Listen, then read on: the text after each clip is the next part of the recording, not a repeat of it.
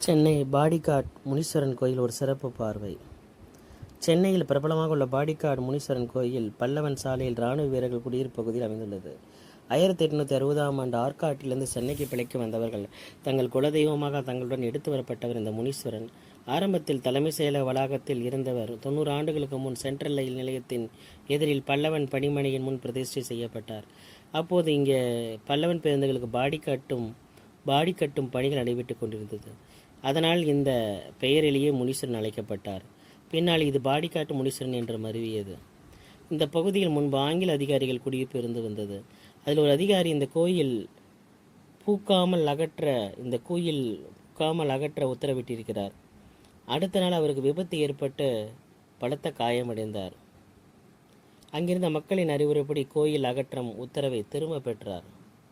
முனீஸ்வரை வணங்கியவுடன் குணமானார். இந்த சம்பவத்திற்கு பிறகு அங்கே முனீஸ்வரர் பிரபலம் அடைந்தார்.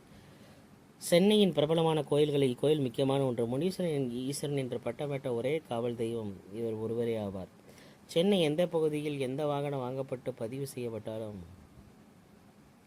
இந்த கோயில்களில் பூஜை செய்துவிட்டே பின்புதான் பயன்படுத்துகிறார்கள். பூஜையின் போது எலுமிச்சை சுருட்டு சிலர் வேண்டுதலுக்கு ஏற்ப மதுபானங்கள் வைத்து வழிபடுகிறார்கள்.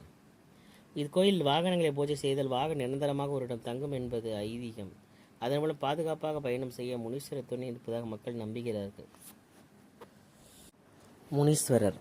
முனீஸ்வரர் என்பவர் தென்னிந்திய நாட்டார் சமய தெய்வங்களில் ஒருவராவார்.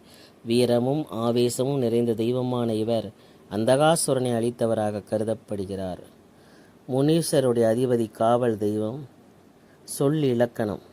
முனீஸ்வரன் என்ற பெயர் முனிவர்களுக்கெல்லாம் ஈஸ்வரனாக இருந்த ஞானத்தை வழங்கியவன் என பொருள்படும்.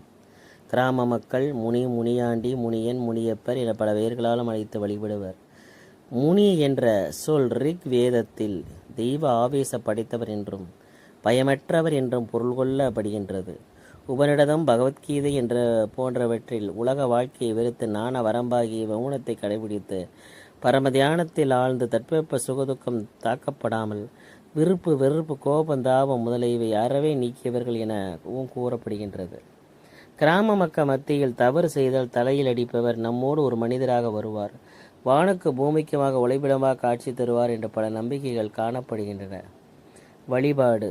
தமிழகம், இலங்கை, மலேசியா, சிங்கப்பூர் முதல நாடுகளில் முனீஸ்வரர் வழிபாடு சிறப்படைந்து காணப்படுகிறது.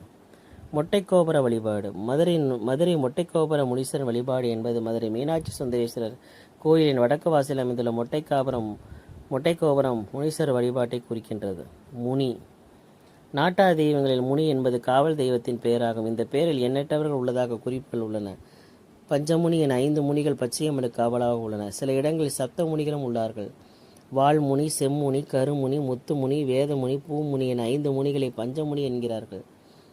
இவர்கள் பச்சையம்மனுக்கு துணையாக இருந்தவர்கள். வால்முனி, செம்முனி, முத்துமுனி, ஜடாமுனி, பாலக்காட்டு முனி, வேதமுனி, இலாடமுனி ஆகிய 7 முனிகளையும் வணங்குகின்றனர். கோயில்கள். பாடிகாட் முனீஸ்வரன் கோயில், குடிகுண்டா முனீஸ்வரன் கோயில். திரைப்படங்கள். 2007ஆம் ஆண்டு முனி என்ற பெயரில் ஒரு தமிழ் திரைப்படம் வெளியானது. இதனைத் தொடர்ந்து முனி 2, காஞ்சனா, முனி 3, காஞ்சனா 2 ஆகிய திரைப்படங்கள் வெளியாகின. முனி 3யில் மொட்டை சிவா முனீஸ்வரை வணங்குவதாக சண்டி முனி என்ற பாடல் காட்சிப்படுத்தப்பட்டிருந்தது.